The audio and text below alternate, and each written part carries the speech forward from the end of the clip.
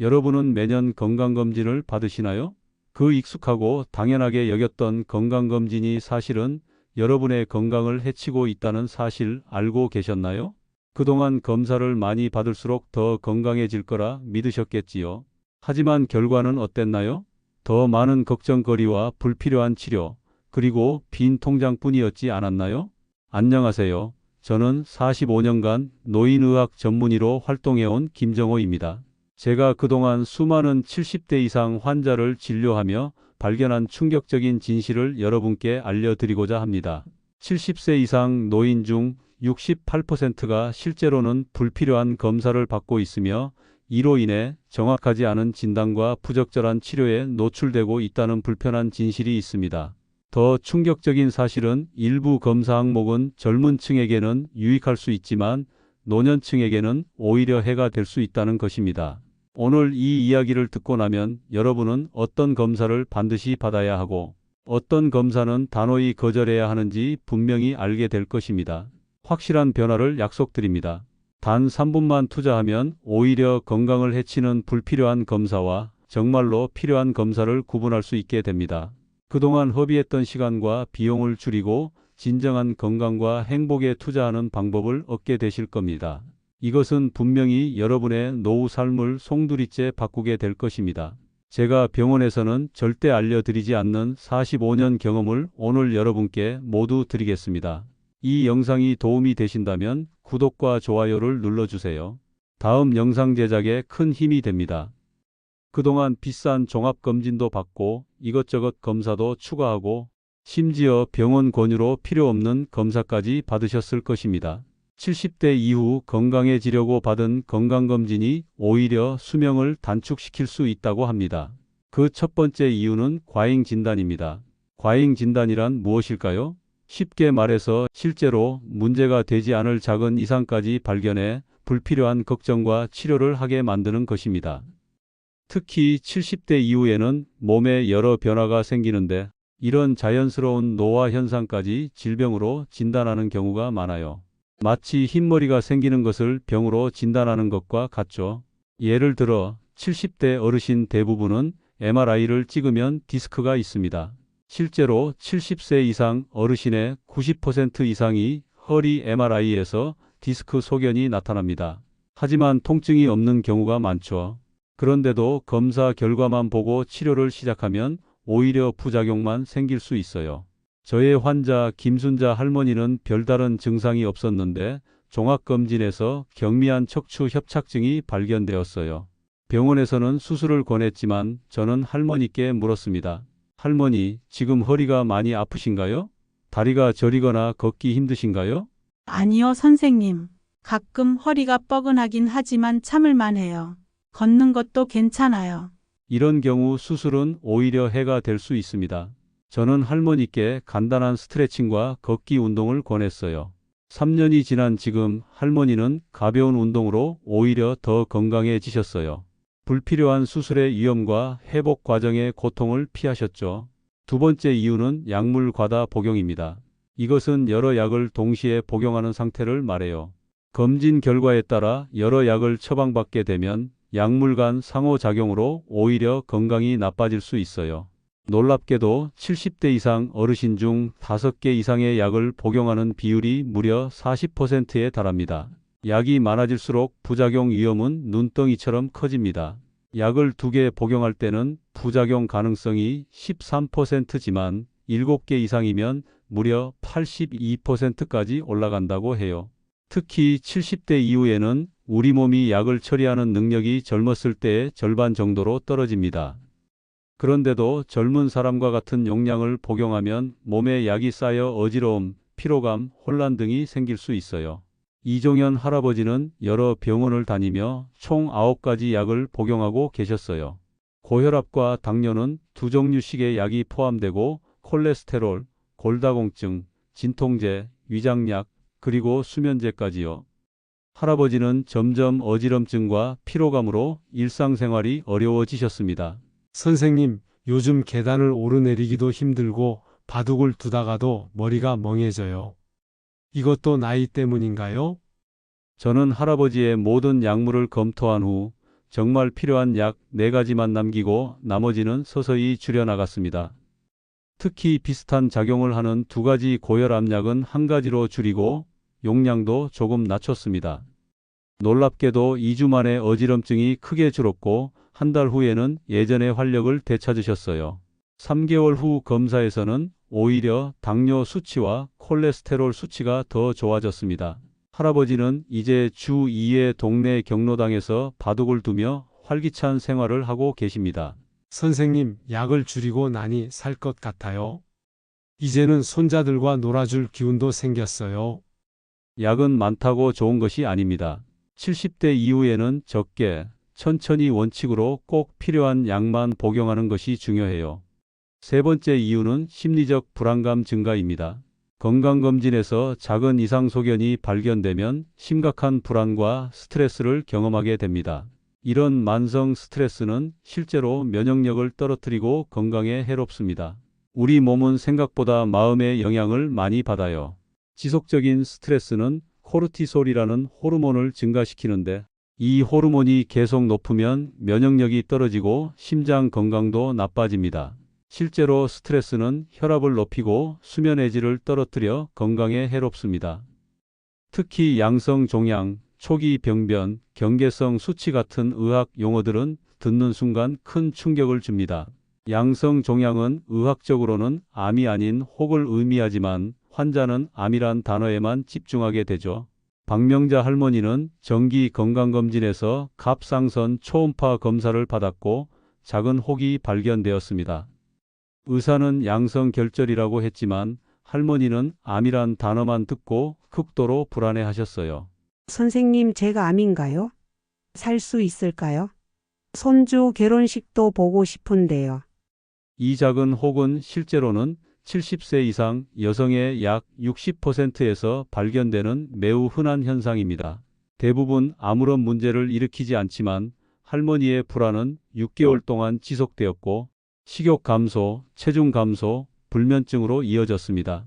결국 우울증 진단을 받고 항우울제까지 복용하게 되었죠. 아이러니하게도 처음 발견된 갑상선 결절은 2년 후 추적 검사에서 크기 변화도 없었습니다. 할머니가 겪은 건강 문제는 결절 자체가 아니라 결절을 발견한 것으로 인한 심리적 영향이었던 겁니다. 4번째 이유는 불필요한 시술과 수술입니다. 검진 결과에 따른 과잉 치료는 합병증과 후유증을 남길 수 있어요. 70대 이상에서는 회복 능력이 떨어져 작은 시술도 큰 부담이 됩니다. 수술이나 시술의 위험성은 나이가 들수록 크게 증가합니다. 70세 이상에서는 같은 수술이라도 합병증 발생률이 젊은 사람보다 2~3배 높습니다. 특히 마취 관련 합병증, 감염, 폐렴, 혈전증 위험이 크게 증가합니다. 전립선 특이항원 PSA 검사는 대표적인 예입니다. 70대 이후 남성은 대부분 PSA 수치가 자연스럽게 올라갑니다. 이로 인해 불필요한 생검을 받고 미미한 암이 발견되면 치료를 받게 되죠. 하지만 실제로 이 나이에 발견되는 전립선암은 대부분 매우 천천히 자라서 치료하지 않아도 되는 경우가 많습니다. 놀라운 사실은 80대 남성의 약 70%에서 작은 전립선암이 있지만 대부분 이것이 사망 원인이 아니라는 것입니다. 즉, 많은 남성들이 전립선암과 함께 살다가 전립선암으로 사망하지 않는 경우가 대부분입니다. 최영호 할아버지는 건강검진에서 PSA 수치가 약간 상승했습니다. 다른 병원에서는 즉시 전립선 생검을 권했고 초기 전립선암이 발견되어 방사선 치료를 받았습니다. 그 결과 심한 요실금, 만성 피로, 배변 장애 등의 부작용이 나타났고 삶의 질이 크게 떨어졌습니다. 어르신, 사실 80대에 발견된 초기 전립선암은 경과 관찰만으로도 충분한 경우가 많아요.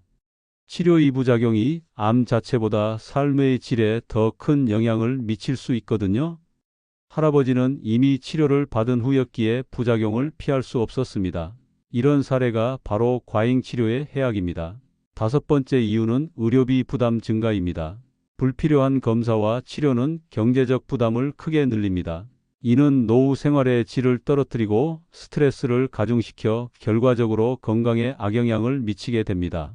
70대 이상 노인의 의료비 지출 중 약 30%가 효과가 불분명한 검사와 치료에 사용된다고 합니다.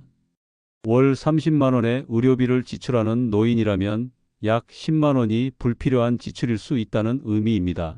김도윤 할아버지는 매년 100만 원 이상을 종합검진에 쓰셨습니다. 5년간 500만 원 이상을 검진에 쓴 셈이죠.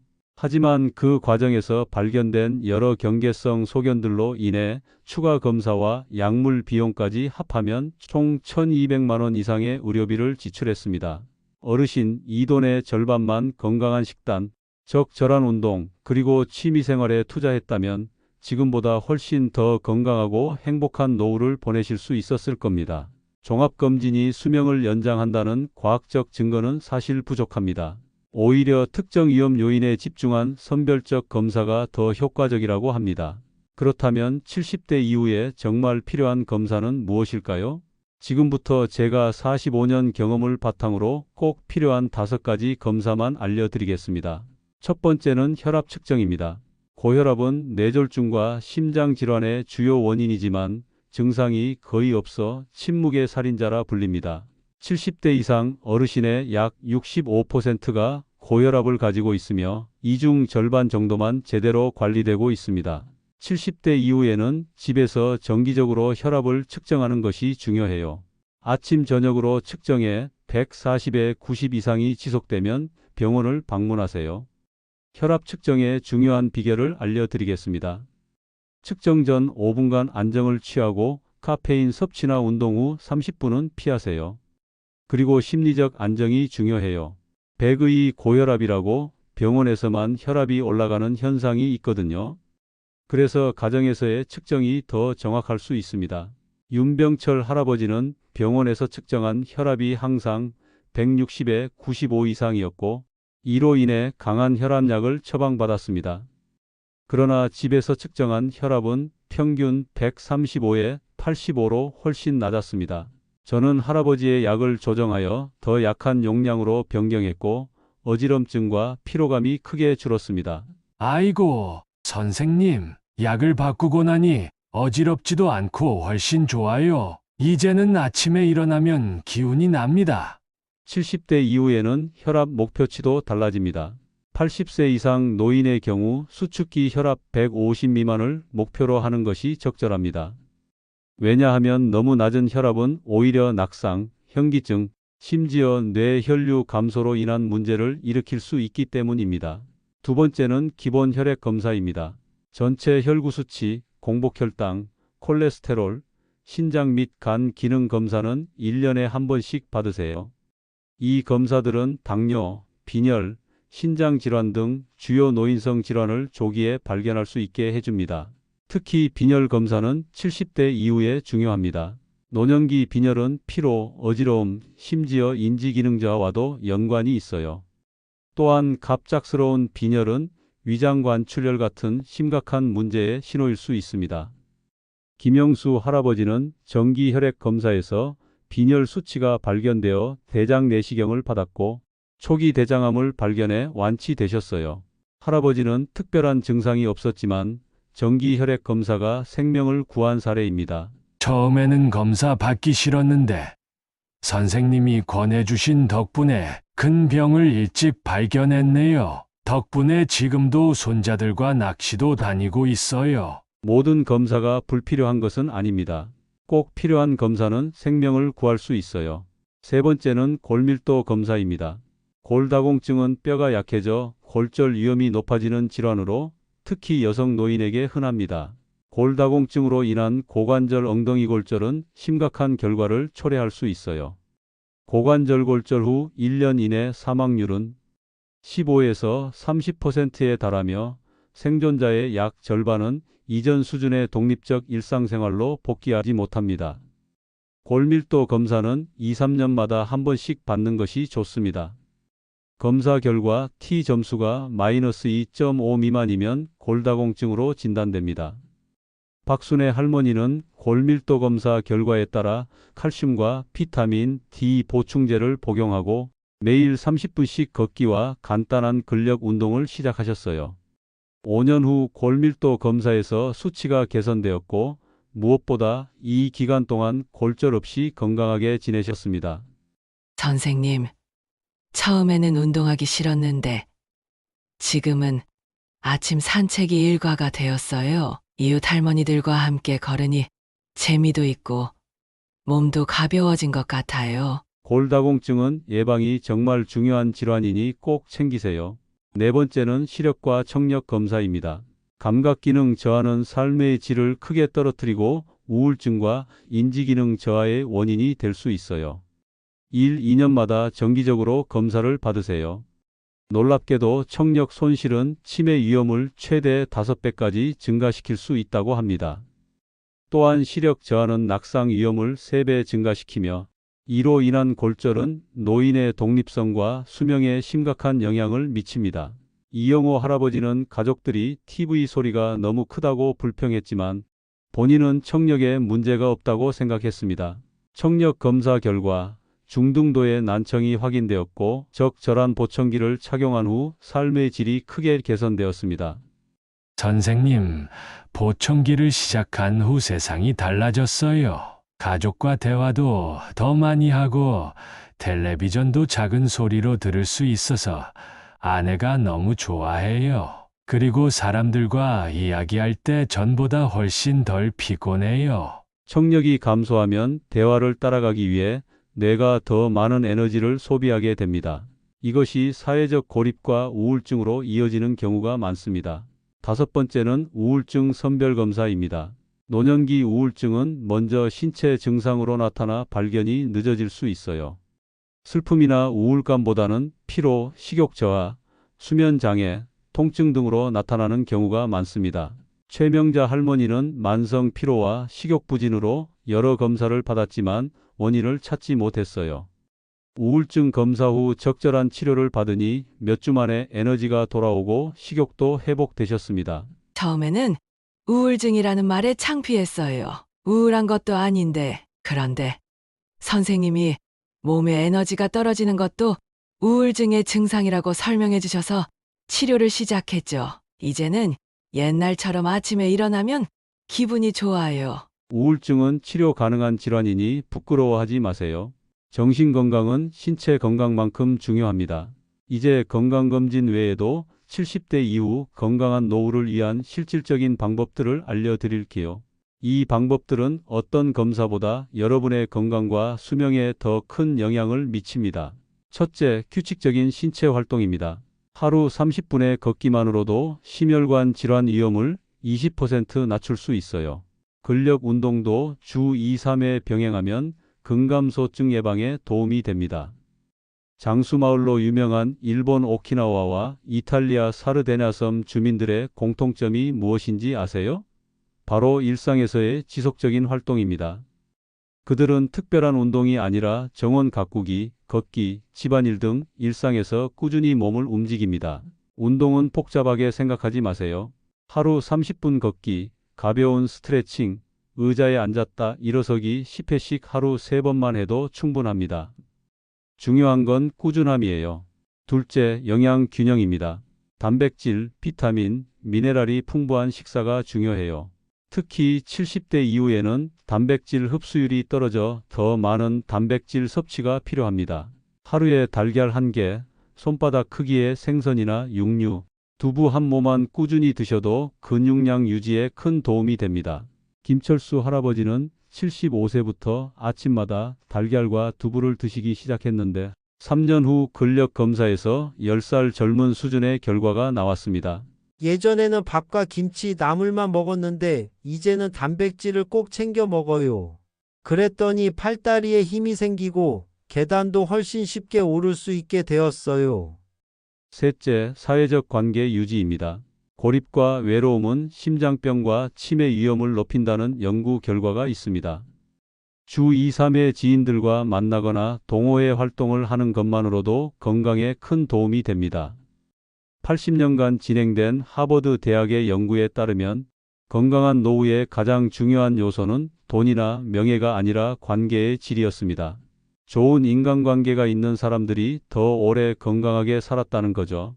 박영희 할머니는 매주 2번 합창단 활동을 하시는데 그 시간이 약보다 더 효과적이라고 하십니다. 노래 부르러 가는 날이면 아침부터 설레어요. 친구들도 만나고 노래도 부르고 가끔 공연도 하니까 삶의 의미가 생기네요. 요즘은 젊은 사람들도 부러워한다니까요. 넷째, 뇌 활동 유지입니다. 새로운 것을 배우고 도전하는 것이 인지기능 유지에 중요해요. 취미 활동, 독서, 퍼즐 등이 도움이 됩니다. 뇌도 근육과 같아서 사용하지 않으면 약해집니다. 새로운 취미를 배우거나 손자녀에게 스마트폰 사용법을 배우는 것도 좋은 방법이에요. 중요한 건 뇌에게 새로운 자극을 주는 거예요. 다섯째, 스트레스 관리입니다. 만성 스트레스는 면역력을 약화시키고 염증 반응을 증가시켜 노화를 가속화합니다. 명상, 심호흡, 자연 속 산책 등으로 스트레스를 관리하세요. 지금까지 70대 이후 건강검진이 수명을 단축시킬 수 있는 5가지 이유와 정말 필요한 5가지 검사에 대해 알아보았습니다. 이제 마무리하겠습니다. 첫째, 과잉 진단은 불필요한 걱정과 치료로 이어질 수 있습니다. 둘째, 여러 약을 복용하는 상태는 약물 상호작용으로 위험할 수 있어요. 셋째, 검진 결과로 인한 심리적 불안감은 실제 건강을 해칠 수 있습니다. 넷째, 불필요한 시술과 수술은 합병증 위험을 높일 수 있어요. 다섯째, 과도한 의료비 부담은 삶의 질을 떨어뜨립니다. 반면 꼭 필요한 검사는 혈압 측정, 기본 혈액 검사, 골밀도 검사, 시력과 청력 검사, 우울증 선별 검사입니다. 그리고 건강한 노후를 위해 규칙적인 신체 활동, 영양 균형, 사회적 관계 유지, 뇌 활동 유지, 스트레스 관리가 중요합니다. 여러분, 오늘 제가 45년 동안 쌓은 모든 비결을 다 알려드렸어요. 이것들은 제가 병원에서도 잘 알려드리지 않는 비밀이에요. 왜냐하면 너무 간단해서 비싼 검사와 치료가 필요 없기 때문이죠. 하지만 여러분의 건강이 더 중요하다고 생각해서 오늘 공개했습니다. 다음 영상에서는 약 없이 관절 통증을 잡는 특급 비법을 알려드릴 예정이에요. 무릎 통증, 허리 통증을 한 방에 잡는 방법이에요. 구독과 좋아요 꼭 부탁드려요. 여러분의 건강한 노후를 위해 제 45년 의학 지식을 모두 나누겠습니다. 감사합니다.